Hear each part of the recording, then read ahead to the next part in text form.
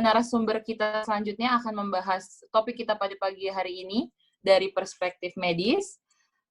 Kepada yang pertama yaitu Dr. Farida Briani Sobri SPBKO. Waktu dan tempat dipersilakan, dokter. Halo, dokter. Bentar. Ya, makasih Mbak Matilda. Oke, dokter. Silakan, dok. Ya, Assalamualaikum warahmatullahi wabarakatuh. Selamat pagi semuanya untuk sahabat-sahabat MMC, Dr. Dewi, sahabat saya, Bu Amelia, sahabat saya juga, Dr. Juwita yang menyempatkan diri menjadi moderator hari ini. Semoga kita semua dalam keadaan sehat walafiat dan kita diberi lapangan waktu ya dengan energi untuk bisa sama-sama belajar pada kesempatan kali ini. Mudah-mudahan sih apa yang dipaparkan akan memberikan manfaat dan perbaikan untuk semuanya. Saya coba share presentasi saya sebentar.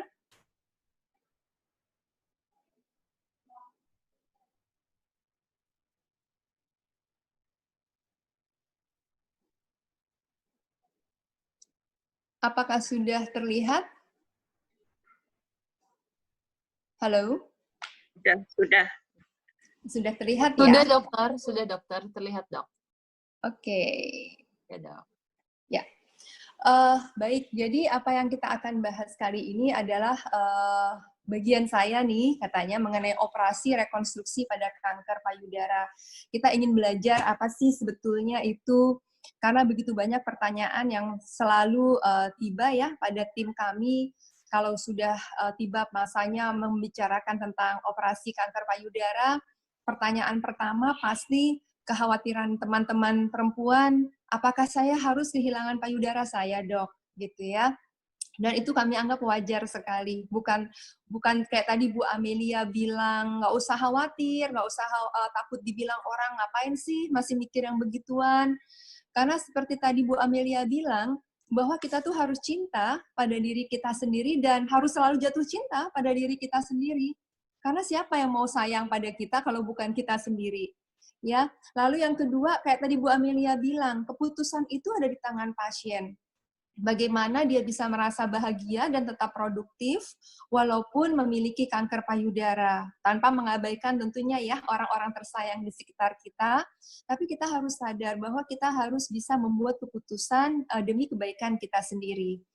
Nah, sedikit mengenai istilah, jadi operasi rekonstruksi ini juga umumnya orang sebut sebagai operasi onkoplasti.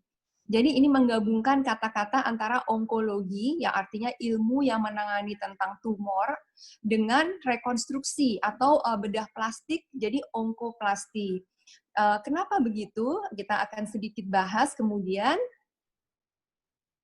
Ini di tampilan sudah jadi slideshow belum, Mbak Matilda?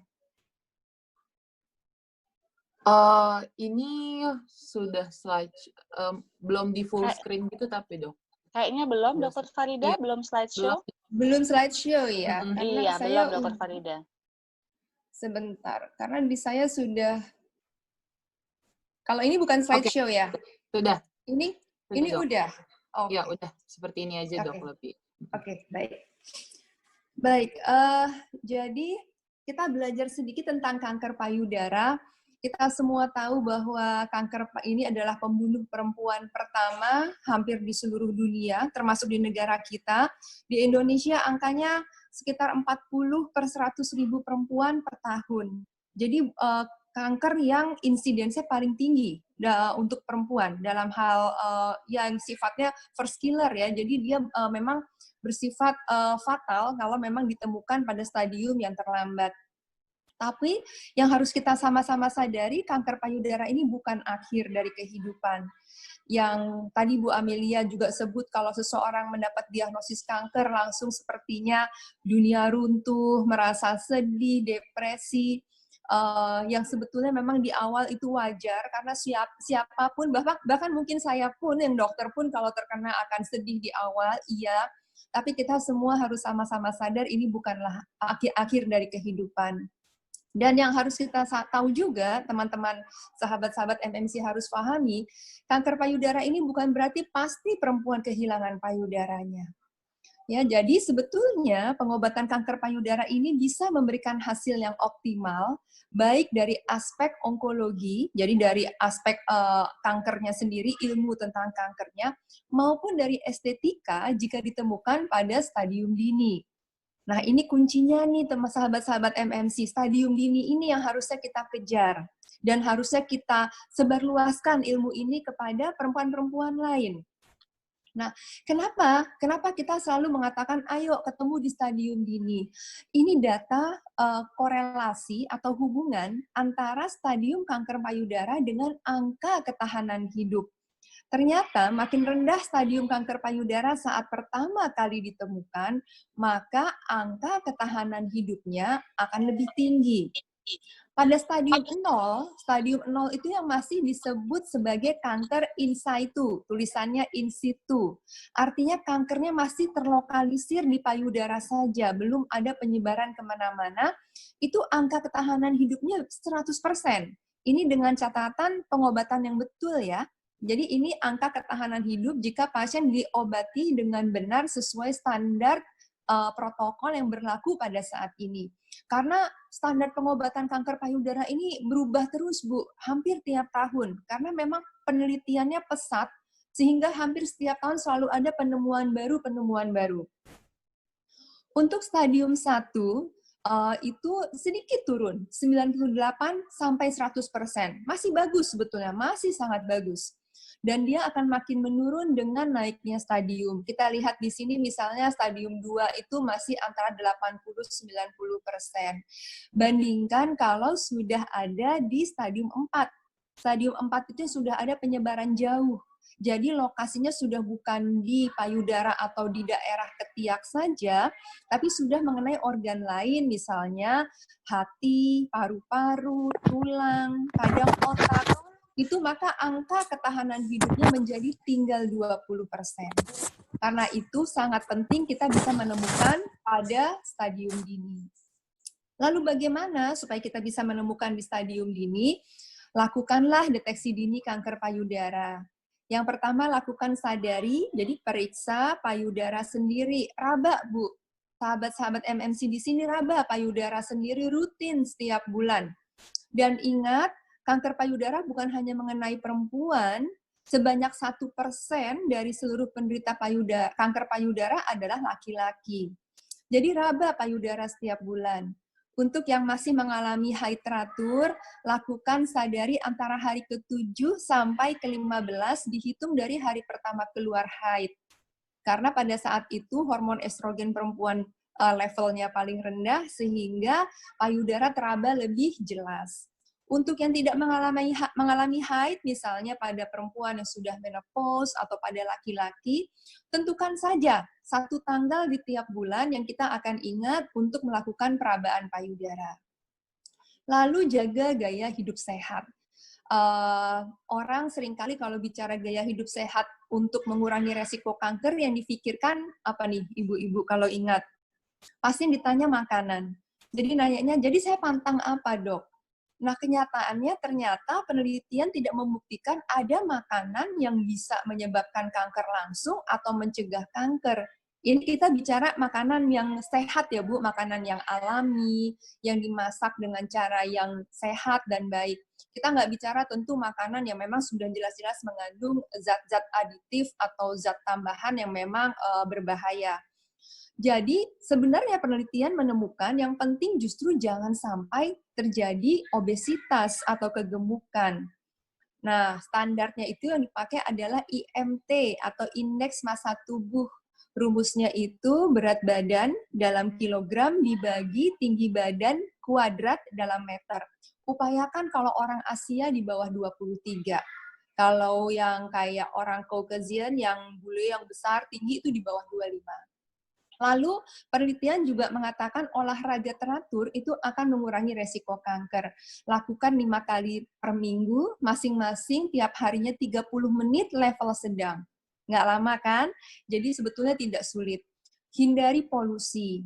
Stop merokok, baik aktif maupun pasif. Kadang-kadang sahabat MMC nggak merokok, tapi orang terdekatnya misalnya suami merokok. Nah ini juga tidak baik.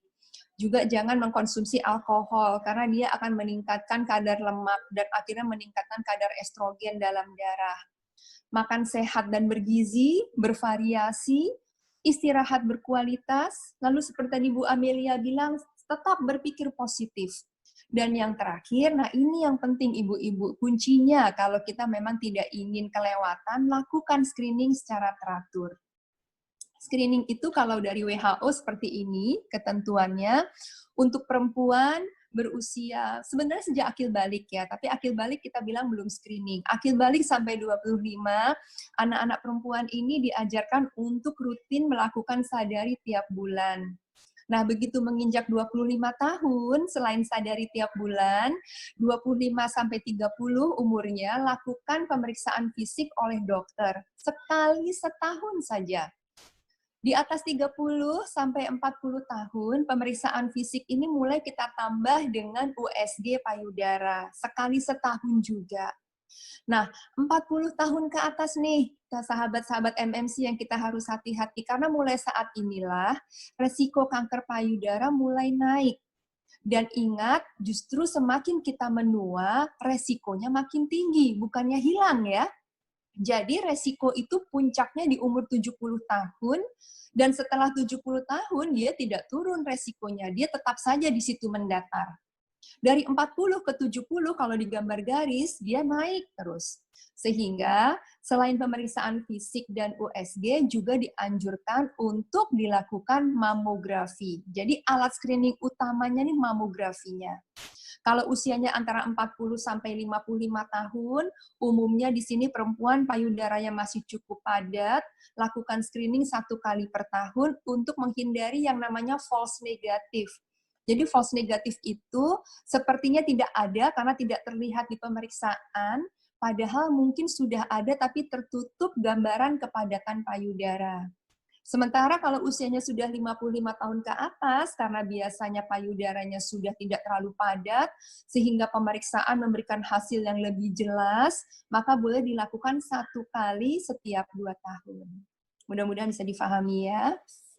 Nah, sekarang kita mulai masuk ke dalam terapi kanker payudara. Prinsipnya ini yang harus dipahami sama-sama. Kalau semakin dini stadium kanker payudara saat ditemukan, maka angka ketahanan hidup penderita atau pasien makin besar. Tadi kita sudah bahaskan ya di tabel awal, pilihan terapi lebih beragam. Dan yang pasti biaya akan lebih rendah. Karena terapinya bisa jadi tidak perlu terlalu bermacam-macam. Nah, ini adalah ragam-ragam terapi kanker payudara. Yang pertama, terapi operatif, yaitu operasi, lalu kemoterapi, lalu terapi hormonal, terapi target. Saat ini ada peserta baru nih, pemain baru dari penelitian-penelitian akhir yang ada, terapi imunitas ya. Jadi, lalu yang terakhir terapi radiasi. Nah, mengenai apa yang diberikan, kapan diberikan, itu saat ini kalau dalam pengobatan kanker payudara sifatnya namanya tailoring. Tailoring itu jadi kalau seperti kita bikin baju nih sahabat MMC, kayak butik. Tiap pasien bisa beda. Jadi kita nggak bisa pakai satu pakem buat semua pasien. Karena itu ada yang operasinya didahulukan, ada yang didahulukan kemoterapi atau terapi target dulu baru operasi. Jadi sangat mengikuti pertama usia pasien, kedua stadium kankernya, ketiga sifatnya, lalu keempat apa harapan pasien. Ini penting untuk menentukan apa sih desain terapi kanker payudara yang tepat untuk pasien kita ini. Nah, karena saat ini kita bicara operasi rekonstruksi, maka saya fokus pada operasi kanker payudaranya. Sahabat MMC harus ingat, saat ini kita sudah tahun 2020. Jadi, sudah bukan masanya perempuan takut berobat kanker payudara karena khawatir kehilangan payudara. Ini kalau ada yang begitu, itu alasannya udah jadul gitu ya, udah nggak masanya lagi.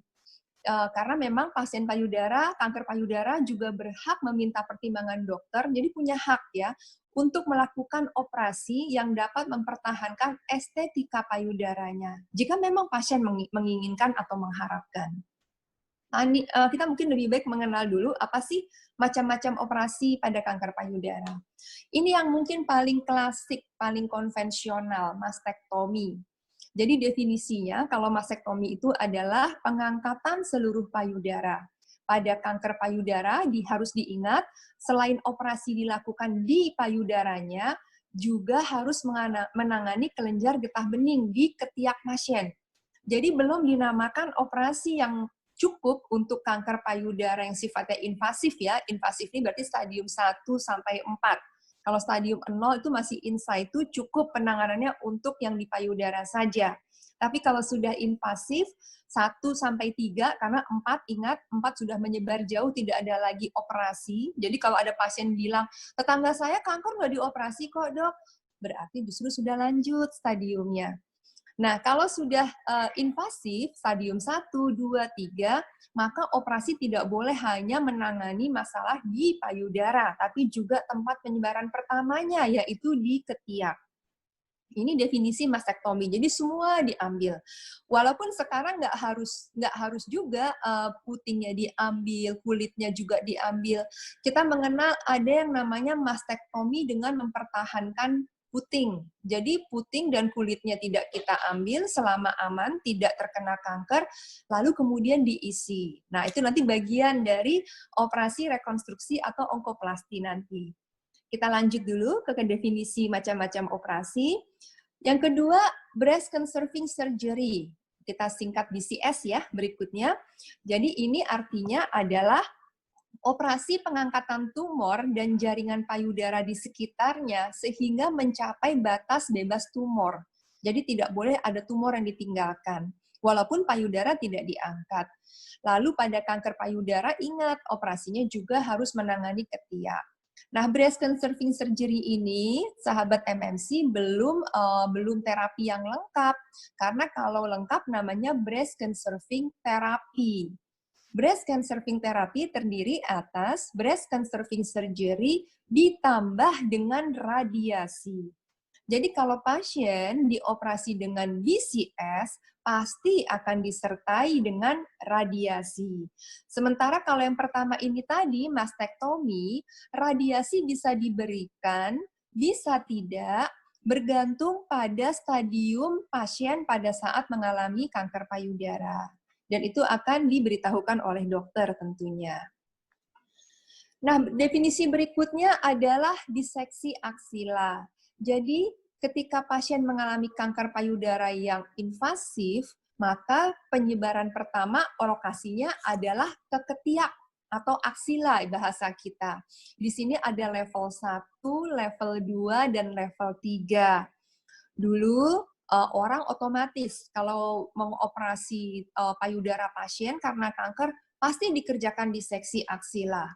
Tapi lalu orang tahu ternyata tindakan ini memberikan komplikasi berupa limfedema atau bengkak pada lengan yang bersangkutan karena memang stasiun untuk aliran getah beningnya diambil sebagian lagi masih ada, sehingga kalau ada produksi getah bening berlebih di lengan, dia lambat naiknya sehingga tangan bisa bengkak. Itu angkanya 15-20% dan berlaku seumur hidup.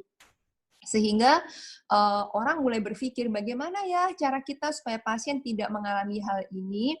Nah, orang menemukan yang namanya ini sentinel lymph node biopsy. Jadi ini adalah tindakan menyeleksi kelenjar getah bening ketiak, tapi dengan catatan ya, pada kanker payudara stadium awal. Jadi yang boleh kita kerjakan SLNB ini kalau ukurannya di bawah 5 cm, jadi ukuran tumor di payudaranya di bawah 5 cm, lalu kelenjar getah bening di ketiak pada perabaan maupun pemeriksaan pencitraan seperti USG tidak dilihat, tidak terlihat. Nah, kita kerjakan nih SLNB, jadi kita suntikkan pewarna, biasanya warnanya biru, lalu dia akan mengalir dari payudara ke ketiak. Nah, kelenjar getah bening pertama yang mendapat aliran inilah yang kita sebut sentinel lymph node atau kelenjar getah bening sentinel. Nanti diambil, diperiksakan di patologi, dipotong beku. Kalau tidak ada penyebaran, maka pasien ini tidak perlu kita kerjakan diseksi aksila. Sehingga resiko yang tadinya kalau di diseksi lymphedem ada resiko 15-20%, pada pasien yang dikerjakan SLNB resikonya sangat turun, tinggal 1-2%. Nah, tapi kalau potong bekunya menunjukkan ada penyebaran di kelenjar getah bening ketiak, maka tetap kita harus lakukan diseksi aksila. Jadi mudah-mudahan sahabat MMC terbayang di sini ya betapa pentingnya menemukan kanker payudara ini pada stadium dini. Nah, bagaimana dengan terapi pembedahan kanker payudara saat ini? Saat ini sangat banyak mengalami pengurangan dalam hal radikalitas. Seperti yang pertama, mastektomi tidak lagi menjadi standar operasi kanker payudara. Lalu mastektomi dengan rekonstruksi atau onkoplasti tidak menyebabkan resiko kekambuhan yang lebih tinggi dibandingkan kalau tidak direkonstruksi. BCS tidak kurang aman dibandingkan mastektomi. Lalu SLNB pada pasien kanker stadium awal tidak kurang aman dibandingkan diseksi aksila, bahkan memberi angka morbiditas atau kesakitan, yaitu limfedema bengkak lengan tadi, yang lebih rendah. Nah, kenapa? Jadi kenapa operasi rekonstruksi atau onkoplasti menjadi tren penanganan kanker payudara saat ini? Karena memang standar keberhasilan terapi kanker payudara masa kini bukan hanya bebas dari kanker, tapi juga kualitas hidup yang baik. Kalau tidak kanker, tapi pasiennya depresi, sedih, minder, itu juga tidak baik. Lalu pengobatan kanker payudara ini saat ini adalah pengobatan multimodalitas. Jadi kita akan kerjakan semua pengobatan yang dibutuhkan pasien sesuai standar. Lalu tidak lagi berlaku good surgery itu big incision. Artinya nggak lagi berlaku, oh operasi yang bagus itu yang sayatannya lebar, operasinya radikal, itu sudah nggak zamannya lagi.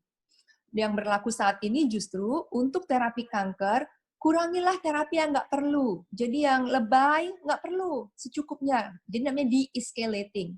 Tapi kalau memang perlu ditambahkan, tambahkan. Namanya escalating. Nah, ini yang paling sering ditanyakan oleh pasien-pasien. Aman nggak sih dok? Gitu kan? Aman nggak sih untuk rekonstruksi atau onkoplasti pada kanker payudara? Ini saya berikan beberapa jurnal. Jadi gini, sahabat-sahabat, kalau kita dokter mau bilang aman atau tidak, kita sarankan kepada pasien atau tidak, itu dalam dunia medis ada yang namanya uji klinis. Jadi uji klinis ini biasanya kalau sudah selesai akan dilaporkan dalam jurnal kedokteran, medical journal. Ini adalah landasan bagi kita karena kita akan melihat hasil evaluasi jangka panjang. Ini juga mungkin saya sedikit menyimpang ya untuk mengingatkan, tapi nggak menyimpang banget. Kalau kita ditanya sama pasien-pasien, dok saya boleh nggak pakai obat herbal ini atau terapi alternatif ini? Kita akan standar bilang, saya nggak bisa jawab Bu, karena nggak ada uji klinisnya. Jadi memang kalau kita mau tahu aman atau tidak buat pasien, harus ada uji klinisnya. Nah, ini satu jurnal. Di sini jurnal ini intinya kesimpulannya mengatakan operasi rekonstruksi atau onkoplasti pada BCS tidak memberikan hasil akhir onkologis. Jadi hasil akhir untuk kankernya yang lebih buruk dibandingkan kalau operasi BCS-nya tanpa direkonstruksi. Ya. Lalu ini satu lagi dia mengatakan kesimpulannya operasi onkoplasti atau rekonstruksi merupakan prosedur yang aman untuk masa tumor besar yang dulunya biasanya dikerjakan mastektomi. Jadi kalau dulu, wah udah gede nih Bu, payudara harus diangkat. Sekarang bisa jadi tidak perlu diangkat, jadi kita ambil kankernya sampai batas sayatan tadi bebas, tidak ada yang tertinggal, lalu kekosongannya kita kerjakan operasi onkoplasti. Di sini disebut ekstrim onkoplasti, karena memang besar defek yang ditinggalkan. Dan ini tanpa peningkatan resiko kambuh lokal. Ini yang satu lagi juga, dikatakan dalam hal kekambuhan kanker maupun angka operasi ulang, tidak ada perbedaan antara operasi onkoplasti maupun teknik tradisional. Tradisional ini tanpa onkoplasti atau tanpa rekonstruksi. Jadi operasi onkoplasti memiliki keamanan onkologi yang setara dengan prosedur pembedahan terdahulu dan merupakan pilihan yang bermanfaat bagi pasien yang tepat. Nah, ini ada sedikit saya video untuk menggambarkan bagaimana sih operasi kanker payudara. Ini hanya sedikit ya, karena begitu banyak sebetulnya tekniknya, apalagi nanti Dokter Dewi akan lebih banyak lagi. Mungkin kita bisa lihat sebentar, hanya 2 menit videonya. Tahukah Anda bahwa payudara Anda dapat tampak bagus kembali pasca operasi kanker payudara? Dengan prosedur operasi onkoplasti yang memenuhi kaidah onkologi dan estetika, dokter dapat membentuk kembali payudara pasca operasi agar kualitas hidup tetap terjaga. Berikut pilihan teknik onkoplasti.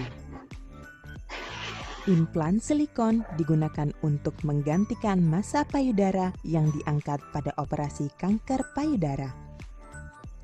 Flap tram atau transversus rectus abdominis myocutaneous adalah salah satu metode rekonstruksi payudara yang menggunakan flap abdomen.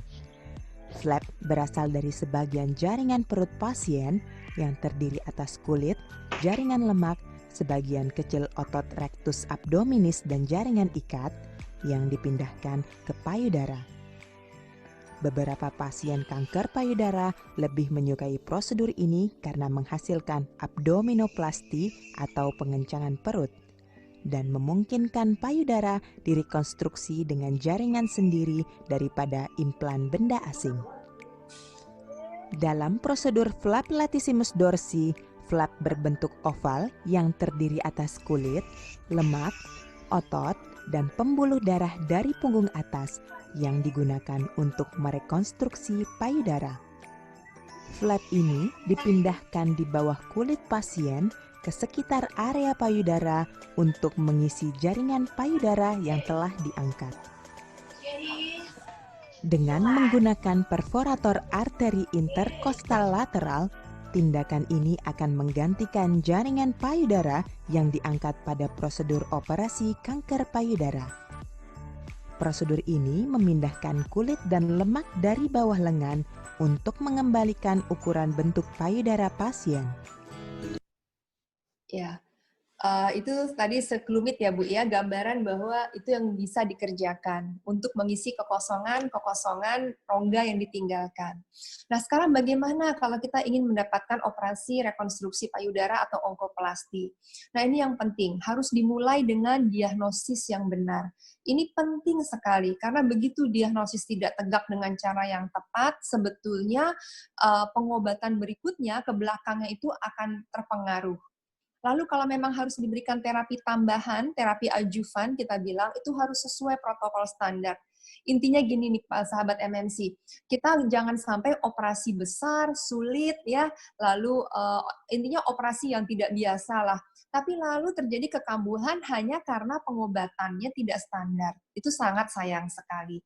Lalu pasien juga harus menyadari manfaat dari operasi rekonstruksi dan komplikasi yang dapat ditimbulkan. Bukan berarti operasi ini akan memiliki komplikasi, karena gini, semua tindakan medis pasti ada resiko. Mulai dari resikonya ringan sampai resiko berat.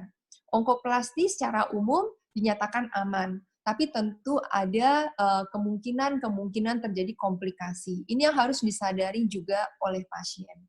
Nah, kita kembali ke yang poin pertama, harus dengan diagnosis yang benar. Saya sedikit mengingatkan untuk sahabat MMC di sini, terutama yang mungkin belum paham bahwa mendiagnosis kanker payudara itu sebaiknya jangan langsung dengan operasi, artinya jangan langsung pasien ditidurkan, masuk kamar operasi, rawat inap, lalu dikerjakan pembedahan atau pengangkatan si benjolan di payudara yang bahkan kita belum tahu jelas itu apa. Ini ada sedikit video saya putarkan tentang apa sih yang harusnya dilakukan untuk menegakkan diagnosis pada benjolan di payudara yang mencurigakan. Ini kita sebut namanya biopsi core atau core biopsi yang dilakukan dengan guiding atau panduan USG.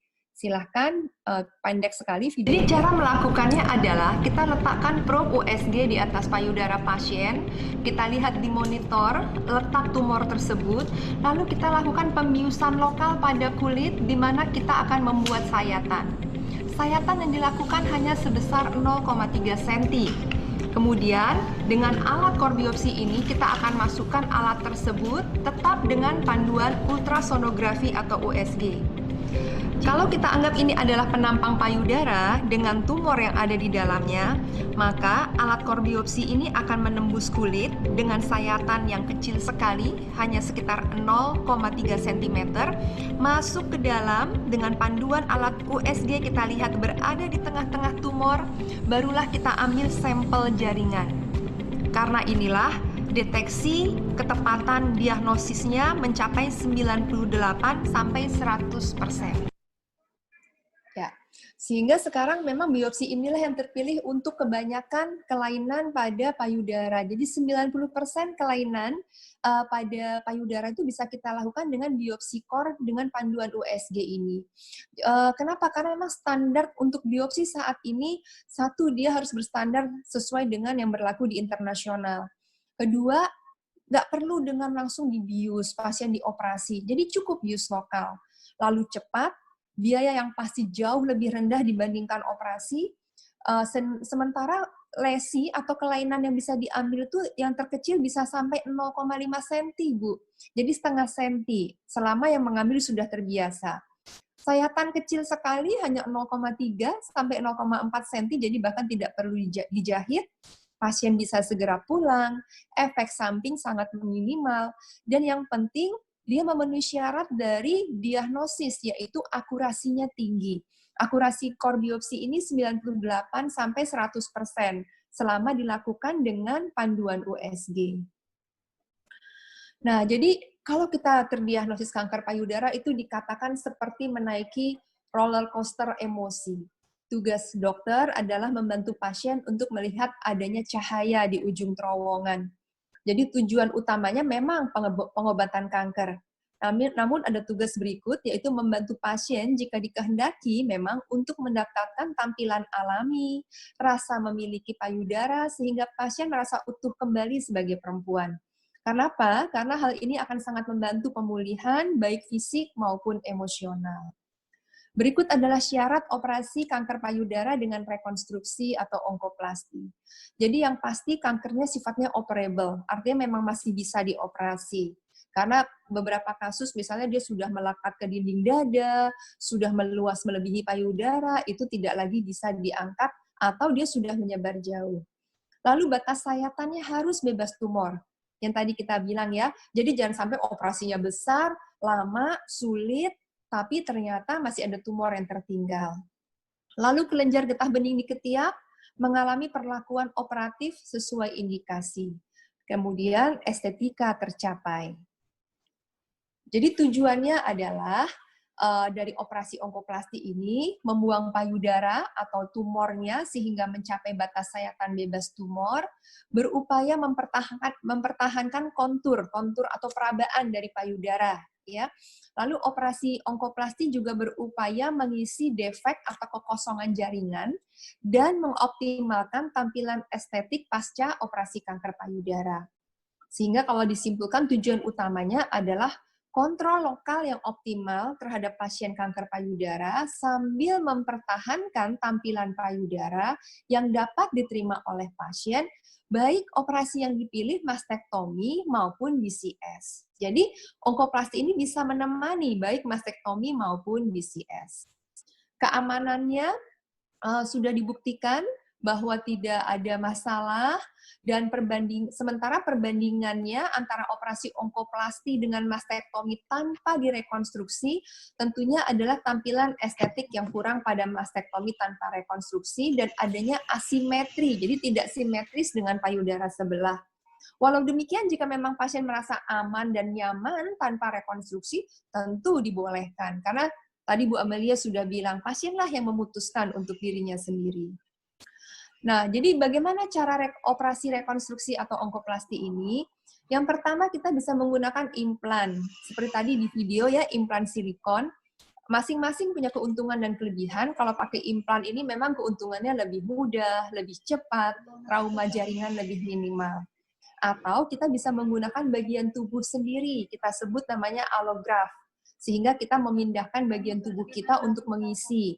Kenapa? Karena pasien merasa tidak mau ada benda asing dalam tubuh saya. Lalu katanya memberikan sensasi yang lebih mirip dengan tubuh sendiri dalam hal kelembutan, kehangatan. Dan pada jenis operasi tertentu bisa memberikan keuntungan tambahan. Contohnya kayak tadi tram flap ya, untuk sahabat MMC yang ibu-ibu maaf perutnya sudah agak menggelambir gitu ya, tentu jadi kencang lagi karena sebagian kulit dan lemaknya dipindahkan ke payudara. Nah, untuk allograph ini kita bisa lakukan dengan pedicult flap atau free flap. Biasanya kalau pedicult flap, dokter bedah onkologi seperti saya bisa mengerjakan. Sementara kalau free flap itu dokter bedah plastik seperti dokter Dewi yang mengerjakan. Nah, ini bagian-bagian tubuh yang bisa digunakan untuk operasi rekonstruksi atau onkoplasti, banyak bagian tubuhnya. Nah, ini ada jurnal yang terakhir, ini cukup menarik, bahkan dia bukan cuma menyatakan aman atau tidak aman, bahkan dia menyimpulkan bahwa ahli bedah yang menangani kanker payudara, ini kesimpulan dari jurnal yang barusan ya, kesimpulan dari jurnal ini adalah ini.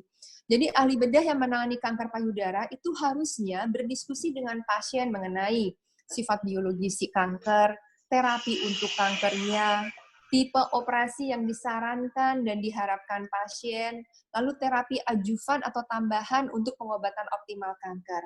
Dan yang menarik di situ dikatakan, saat ini seharusnya semua operasi kanker payudara melibatkan konsep onkoplasti, di mana operasi yang dilakukan memperhitungkan penanganan onkologi yang optimal dan hasil estetik yang lebih baik. Jadi ini udah bukan lagi anjuran, bahkan dibilang harusnya semua dokter mempertimbangkan ini. Ini contoh misalnya operasi BCS yang sebelah kanan itu, tapi tanpa dikerjakan rekonstruksi, sehingga terjadi asimetrisitas antara bagian kanan dan sebelahnya. Nah, ini yang terjadi kalau kita lakukan onkoplasti atau rekonstruksi. Sayatannya yang payudara sebelah kiri itu dilakukan di pinggir puting, di periareola, dan setelah radiasi tampilannya bagus sekali, dia simetris tetap. Ini contoh kalau kita mau menggunakan light cap yang tadi ada di video ya, jadi kita hanya menggunakan lemak dan kulit yang ada di bagian punggung untuk menambal kekosongan yang ditinggalkan oleh si tumor. Dan sayatannya biasanya kita sembunyikan di bawah payudara memanjang ke belakang, sehingga kalau pasien menaruh lengannya di samping badan itu hampir tidak terlihat adanya sayatan. Ini contoh kalau pasien sudah mengalami mastektomi, namun kemudian dia menghendaki untuk rekonstruksi, maka bisa dilakukan rekonstruksi seperti ini. Itu bahkan kalau sahabat MMC tandai, puting yang sebelah kanan pun bukan puting asli, itu puting yang dibuat kemudian. Gitu. Salah satu tadi yang saya lupa sebut tentang rekonstruksi pada getah bening ya. Kalau tadi diingat, saya sempat katakan kalau dikerjakan di seksi aksila itu bisa mengalami lymphedem atau bengkak lengan sekitar 15-20%. Nah, itu sebetulnya nggak usah khawatir karena sekarang sudah ada teknik yang nanti akan dijelaskan lebih panjang lebar oleh Dr. Dewi untuk merekonstruksi getah bening. Sehingga sahabat MMC yang juga mengalami keluhan karena mau nggak mau operasinya misalnya harus diangkat semua getah beningnya, itu bisa dilakukan rekonstruksi untuk memperbaiki kualitas hidup. Nanti Dr. Dewi akan menjelaskan lebih lengkap. Nah, ini beberapa slide terakhir. Jadi apa yang harus diperhatikan pasca operasi rekonstruksi payudara? Pada operasi yang tipenya misalnya nipple sparing mastektomi, jadi payudara semua diambil, namun puting, kulit dipertahankan karena aman tidak ada infiltrasi kanker, lalu kemudian dikerjakan pengisian atau rekonstruksi, itu 90% pasien memang merasa sensasinya pada puting menghilang. Ini salah satu yang harus diketahui pasien. Lalu kita juga harus memperhatikan jaringan yang dijadikan donor, apakah vital, artinya hidup atau tidak. Dan yang harus disadari operasi ini, sebagaimana operasi yang memindahkan jaringan tubuh lain, umumnya memiliki resiko pada pasien yang obesitas, perokok, lalu memiliki kencing manis. Sehingga semua faktor itu harus kita kendalikan dahulu sebelum melakukan operasi onkoplasti atau rekonstruksi. Surveillance pasca operasi, atau rekonstruksi kanker payudara sebetulnya sama dengan pasien-pasien lainnya yang tidak rekonstruksi, tapi ada beberapa perbedaan dalam hal pemeriksaan imaging. Jadi sebetulnya untuk pasien kanker payudara itu cukup melakukan kontrol rutin ke dokter. Tahun pertama sampai ketiga lakukan 3 bulan sekali. Tahun keempat sampai kelima 6 bulan sekali. Dan ini dengan catatan di tiap tahun ini tidak ada kekambuhan ya. Kalau sudah lewat 5 tahun tidak ada kekambuhan, maka pasien boleh kontrol setahun sekali. Jadi sebetulnya sekarang sudah tidak diperlukan lagi menurut standar internasional ya. Misalnya tiap bulan pasien disuruh periksa laboratorium, atau disuruh USG, atau disuruh ronsen, itu tidak perlu. Dengan syarat yang tadi kita sebut di awal, diagnosis betul, pengobatan sesuai standar. Jadi kalau itu di depan sudah rapih, insya Allah kontrolnya akan lebih mudah. Nah, pemeriksaan radiologi yang harus dilakukan itu hanyalah pemeriksaan yang berkaitan dengan payudara. Kalau misalnya pasiennya mengalami rekonstruksi dengan bagian tubuh sendiri yang kita bilang allograft tadi, maka seperti halnya pasien lain, lakukan mamografi dan USG payudara setahun sekali. Bagaimana kalau rekonstruksinya dengan implan silikon? Karena yang sudah diisi implan silikon tidak bisa dimamografi. Maka kita sarankan MRI payudara 2 tahun sekali untuk payudara yang dengan implan. Sedangkan mamografi dan USG setahun sekali dikerjakan untuk payudara yang normal. Dan USG-nya bisa untuk kedua-duanya ya, karena USG bisa untuk payudara yang implan juga. Demikian paparan saya, mudah-mudahan cukup jelas, nanti tentu kita akan ada diskusi. Terima kasih, saya kembalikan kepada MC Mbak Matilda.